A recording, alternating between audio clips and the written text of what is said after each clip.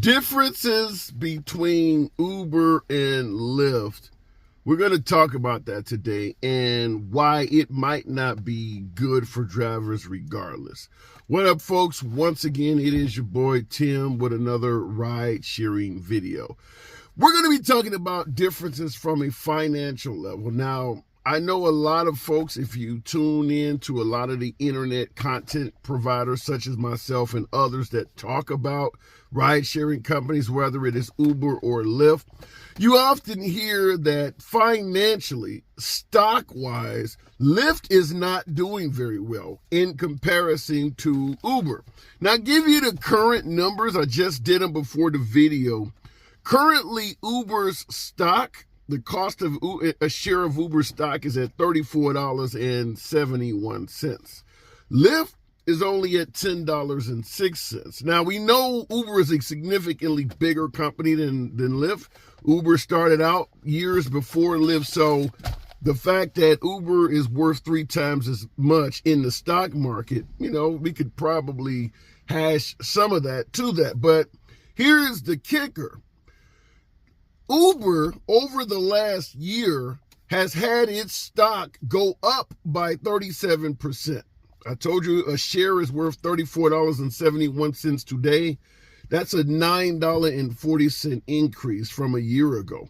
Lyft, on the other hand, has seen its stock go down nearly 10% over the last year. So even though they're at $10.06 a share today, it is $1.07 less than it was a year ago. So what gives? Why is Uber failing but better yet, why is Lyft failing and Uber soaring? Well, there is a host of reasons why, and I'm going to tell you why I believe this is really bad potentially for rideshare drivers. One is Uber is a far more diversified company. They deal in food delivery business. They got Uber Freight.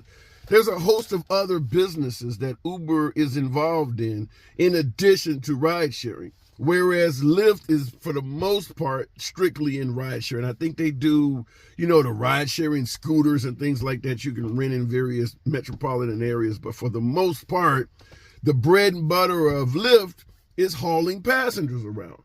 Whereas Uber has all these other profiles in their portfolio that they also make money from. Why is this bad for rideshare drivers? Well, the simple fact is, who is Uber's largest competitor? It's Lyft. Many of us throughout the country, we can make the choice of which ride-sharing company pays more. In some markets, folks make more money in driving for Uber. In other markets, folks make more money driving for Lyft. There are certain times when Uber is offering bonuses and it's streaking and things like that. And then there are other times when Lyft is doing it. So we will often drive on both platforms.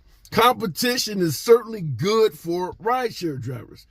If Lyft goes under or continues along the path it is on right now, Uber's going to buy that company out.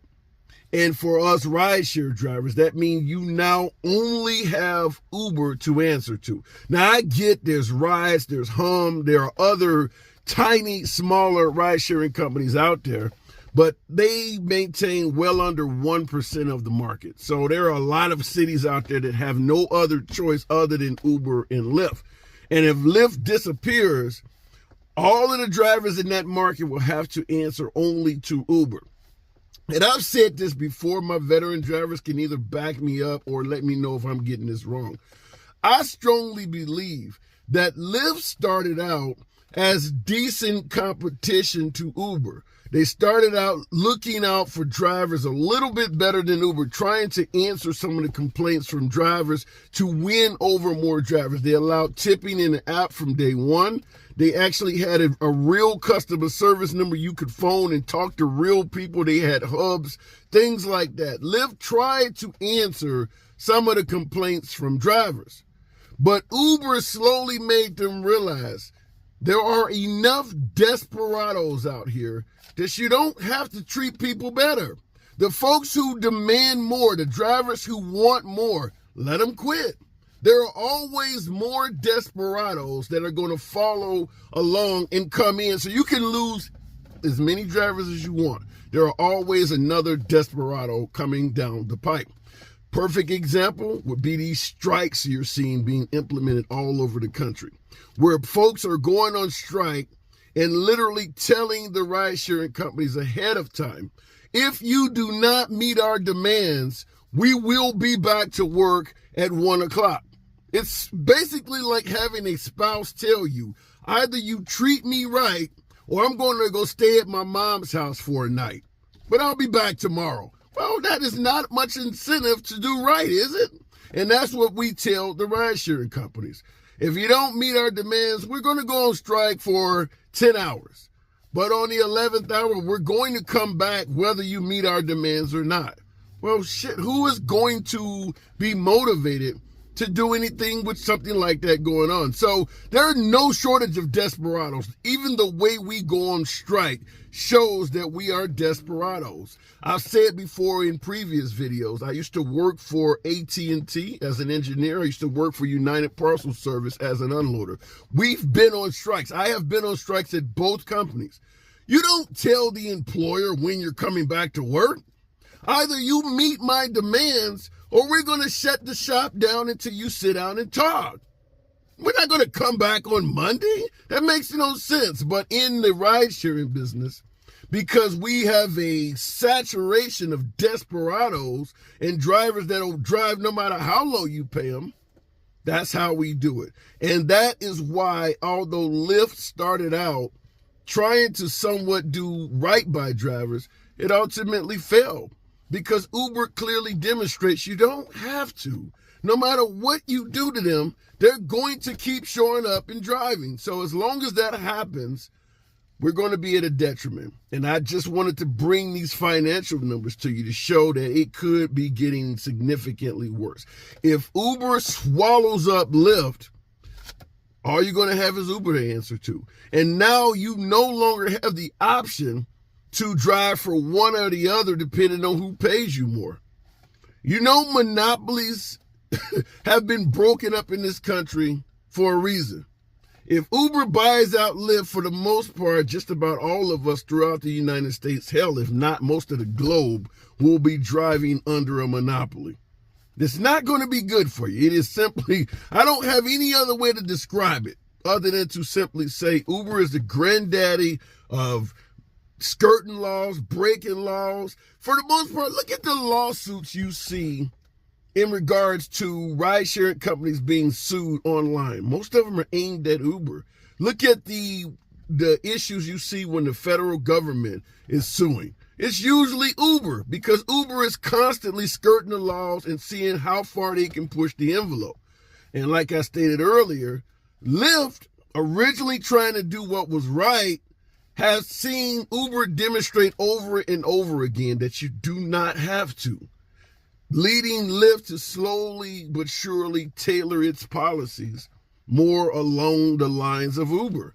Because you cannot compete with somebody that's not following the rules or treating his drivers worth a damn. If Lyft tries to treat us worse, tries to throw you a bone, but Uber is not throwing you shit, and they're making a ton of money in putting Lyft's business in jeopardy, then Lyft slowly has to start tailoring its policies towards Uber. And that is what has been happening. Nevertheless, it does appear that Lyft is on the fringes of going under. I've seen many analysts on channels such as CNBC, Fox Business. They're predicting Lyft is likely to go into bankruptcy. Lyft has a lot of clients. So it is my assumption, and I'm no financial guru. You guys can let me know in the comments what you think. But it is my assumption that Uber will ultimately swallow up Lyft, buy out Lyft to get access to all of those customers and, that whatever drivers, that Lyft has as well. And the end result was this is going to be terrible, horrendous for drivers and probably passengers alike, because it leaves Uber no one to compete with. You don't have to lower fares to compete with Lyft.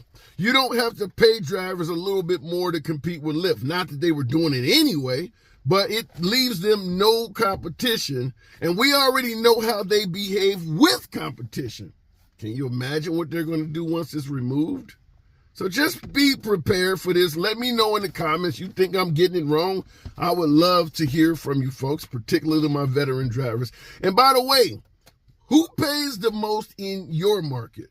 Is it Uber or Lyft? Who offers the most bonuses, perks, surges, and things like that in your market? Now, I know in both cases, bonuses and surges can be, as fluid as water. They come one day, they go away one day. But who offers the most of them in your market? In my market, I drive predominantly for Lyft because Uber rarely offers anything. The only time I drive for Uber is when it's surging. And I may take trips for Uber every other week or something. It's very rare that I take trips for Uber. I always check to see if they're surging, but for the most part, it's not happening. So I don't drive for Uber a lot. So particularly in my market, I probably will ultimately be completely kicked out of the ride-sharing business entirely if I only have to drive for Uber, unless something changes of significance. Anyhow, I hate to bring this kind of bad news, but I don't see anything good coming down the pipe if Lyft goes under and is purchased by Uber. I just don't see anything good, but maybe you do. Let your boy know in the comments, and as always, subscribe to the damn channel, and I'll see you in the next video.